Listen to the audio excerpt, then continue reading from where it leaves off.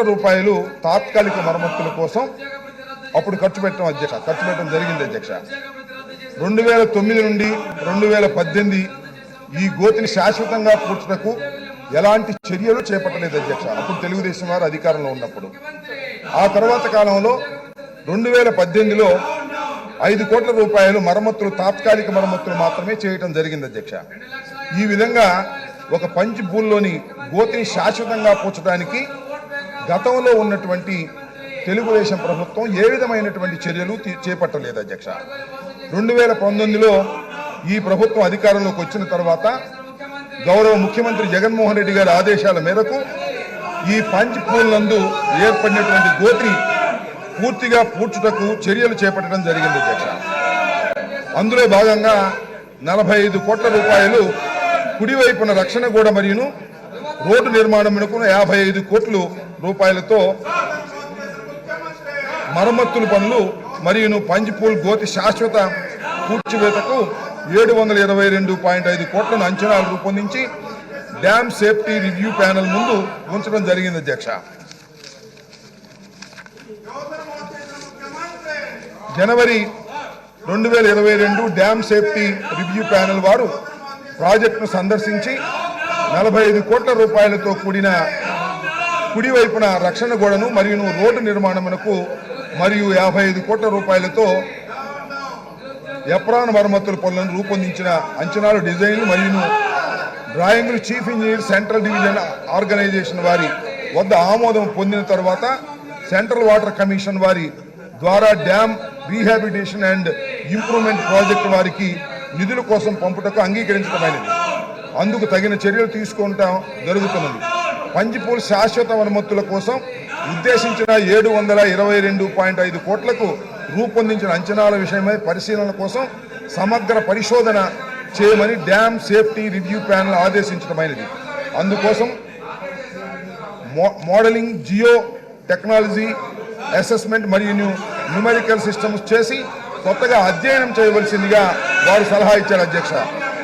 తదనుగుణంగా మోడలింగ్ కోసం central power research వారు, సెంట్రల్ వాటర్ పవర్ రీసెర్చ్ వారు పూణే వారిని, జియో టెక్నాలజీ అసిస్టెంట్ కోసం national institute of rock mechanics Bengaluru మరియు న్యూ మెడిసిన్స్ కొరకు సర్వే ఆఫ్ ఇండియా వారిని సంప్రదించడం జరిగింది అధ్యక్ష. వారి వద్ద నుంచి వచ్చిన పరిశోధన ఫలితాలు ప్రకారం డ్యామ్ సేఫ్టీ రివ్యూ ప్యానెల్ సలహా మేరకు పంచిపూల్ శాస్త్రీయలకు కావాల్సిన అంచనాలు, తదుపరి చర్యలు అధ్యక్ష.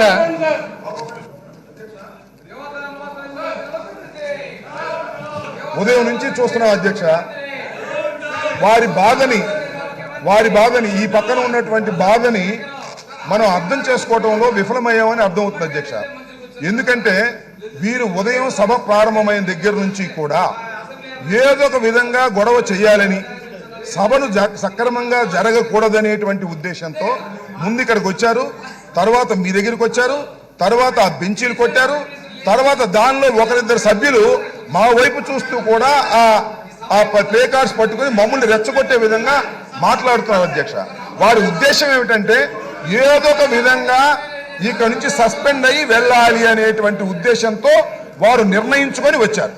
ఇది మాజీ ముఖ్యమంత్రి గారు, ప్రధాన ప్రతిపక్ష నాయకులు సభకు రాకోకుండా పారిపోయి వీళ్ళందరినీ పంపించి గొడవ చేయమని ఆదేశించి పంపినటువంటి విషయం మనకు అర్థమవుతుంది. వారి బాధను మనం అర్థం చేసుకోవడంలో విఫలమవుతున్నాం. వారి బాధ ఏమిటి?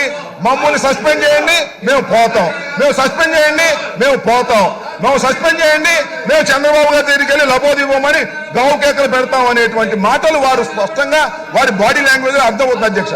ఇప్పటికైనా వారి బాధను మనం అర్థం చేసుకొని వారిని బయటకు పంపించకపోతే సభ జరగకోకుండా ఉండేందుకు కావలసినటువంటి అన్ని చర్యలు చేస్తారు అధ్యక్ష. దానిలో ఒక సభ్యుడు ఇలా పట్టుకొని వచ్చి మా ముందు చూపించి మమ్మల్ని రెచ్చగొడుతున్నారు. మేము కూడా రెచ్చిపోతే ఏమవుతుంది అధ్యక్ష? ఇది సభా సాంప్రదాయమేనా? దీని మీద వారికి తక్షణ చర్య తీసుకోకపోతే ఈ సభని ఇష్టం వచ్చినట్టుగా వారు వాడుకోవడానికి ప్రయత్నం చేస్తారు అధ్యక్ష. సభ కూడా జరగనివ్వకోకుండా ఉండాలనేదే వారి ఉద్దేశం తప్ప మరొకటి కాదు అధ్యక్ష. ఇవాళ పయ్యావుల కేశవులు గారు, సాంబశివరావు గారు వీళ్ళందరూ అడిగిన ప్రశ్న, వారే వేసిన ప్రశ్నకు సమాధానం చెబుతుంటే వినకోకుండా గొడవ చేసి గందరగోళం చేసి శ్రీశైలం ప్రాజెక్టు గురించి అడిగారు అధ్యక్ష. శ్రీశైలం ప్రాజెక్టు చాలా ప్రమాదంలో ఉన్నది అని చెప్పేందుకు అడిగారు. నిన్న ఈనాడులో రాయించారు. ఈ సభలో ఈ సమాధానం చెప్పకోకుండా ఉండటం సమంజసం కాదు. సమాధానం చెప్తుంటే గందరగోళం చేసేటటువంటి పరిస్థితి దిగజారిపోతే దీని మీద గౌరవమైనటువంటి స్పీకర్ గారు తగిన చర్య తీసుకోవాల్సినటువంటి అవసరం ఉన్నదని నేను మీ ద్వారా తెలియపరుస్తున్నాను అధ్యక్ష. దీని తక్షణం చర్య తీసుకోకపోతే ఇవాళ సభ జరగనివ్వరు, రేపు సభ జరగనివ్వరు. ఈ 5 రోజులు సభ జరగనివ్వకోకుండా ఉండటమే ప్రధాన ధ్యేయంగా చంద్రబాబు నాయుడు గారు వీళ్ళ గ్యాంగ్ ను పంపించాడు. దీనిలో సందేహం లేదు. కాబట్టి వారు బయటకు పంపించవలసినటువంటి అవసరం ఉందని ఈ సందర్భంగా నేను చెప్పదలుచుకున్నాను అధ్యక్ష. కాబట్టి దీనిలో ప్రశ్న వారు వేసిన ప్రశ్న కాబట్టి నేను చెప్పదలుచుకుంది ఏంటంటే శ్రీశైలం ప్రాజెక్టుకు ఏ విధమైన ప్రమాదము లేదని, శ్రీశైలం ప్రాజెక్టు ముందు ఏర్పడినటువంటి పోల్ని తెలుగుదేశం పార్టీ అశ్రద్ధ చేసిందని, మేము దాన్ని సరిచేసి శ్రీశైలం ప్రాజెక్టుని ప్రమాద దశకు వెళ్లకోకుండా కాపాడే బాధ్యత ఈ ప్రభుత్వానిదని, ఈ శ్రీశైలం ప్రాజెక్టు చాలా ప్రమాదంలో ఉన్నదనేటువంటి మాట చెప్పేందుకు వీరు అదేవిధంగా రామోజీరావు గారు పేపర్లో రాసి ప్రయత్నం చేస్తున్నారు. దీన్ని ప్రజలు అర్థం చేసుకోవాల్సిందిగా కూడా నేను చెప్పదలుచుకున్నాను అధ్యక్ష.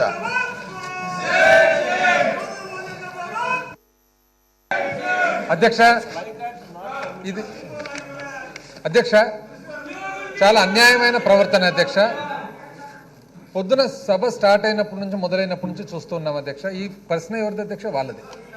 అసలు ప్రశ్నలు ఎందుకు అధ్యక్ష ఉండేది? ప్రజల పట్ల, ప్రజలకు సంబంధించిన విషయాల పట్ల చర్చించేదానికి, నిర్ణయాలు తీసుకునేదానికి, చట్టాలు చేసేదానికి చట్టసభ ఉంటే రావడమే అధ్యక్ష. సంబంధం లేని విషయం టేకప్ చేసి కేవలం అంతరాయం కలిగించాలి, మరి సభ జరగకూడదని ఒక ప్రీ ప్లాన్డ్ గా రావడం మనం గమనిస్తూ ఉన్నాం అధ్యక్ష. దయచేసి అధ్యక్ష, ఇప్పటికే దాదాపు 1.5 గంటల సేపు వృధా అయింది అధ్యక్ష సమయము. ఈ విధమైన ప్రవర్తన ఏంది అధ్యక్ష? గౌరవ స్పీకర్ గారు మీ పోడియం చుట్టూ ఉండే మార్షల్స్ తో కొట్లాడుతున్నారు అధ్యక్ష. ఇదేమన్నా అధ్యక్ష, ఇదేమన్నా రోడ్ సైడ్ వ్యవస్థ అధ్యక్ష? ఇది ఎంత అన్యాయంగా అధ్యక్ష, ఎంత అన్యాయంగా మాట్లాడుతున్నారు, ఎంత అన్యాయంగా చేస్తున్నారు అధ్యక్ష. వాళ్ళు మాట్లాడే మాటలు కూడా అసలు ఏమాత్రం అర్థం ఉంది అధ్యక్ష. వాళ్ళ ప్రశ్నలకు ఎక్కడైనా విన్నాం అధ్యక్ష, వాళ్ళ ప్రశ్నలకు వాళ్ళే అంతరాయం కలిగించేది. అంటే వాళ్ళు ప్రీ ప్లాన్డ్ గా సభ జరగకూడదు, సస్పెండ్ కావాలి, సస్పెండ్ అయి పోవాలి అని చెప్పి ఒక మరి ప్రీ ప్లాన్డ్ గా వాళ్ళు రావడం జరిగింది అధ్యక్ష. దయచేసి అధ్యక్ష మీరు చర్య తీసుకోండి అధ్యక్ష. ఎందుకంటే ఈ విధంగా సభ సమయం వృధా కావడము పొరపాటు అవుతుంది అధ్యక్ష. మీరు చర్యలు తీసుకొని సభ సజావుగా జరిగేట్టుగా తగిన చర్యలు తీసుకోండి అధ్యక్ష. హాయ్ ఫ్రెండ్స్, మా టుడే టుమారో యూట్యూబ్ ఛానల్ చూస్తున్నందుకు చాలా థ్యాంక్స్. మరిన్ని లేటెస్ట్ వీడియోస్ కోసం వెంటనే సబ్స్క్రైబ్ చేయండి. అలాగే ఈ బెల్ ని కూడా రింగ్ చేసేయండి. మా నోటిఫికేషన్స్ అన్ని మీ మొబైల్లో వస్తాయి.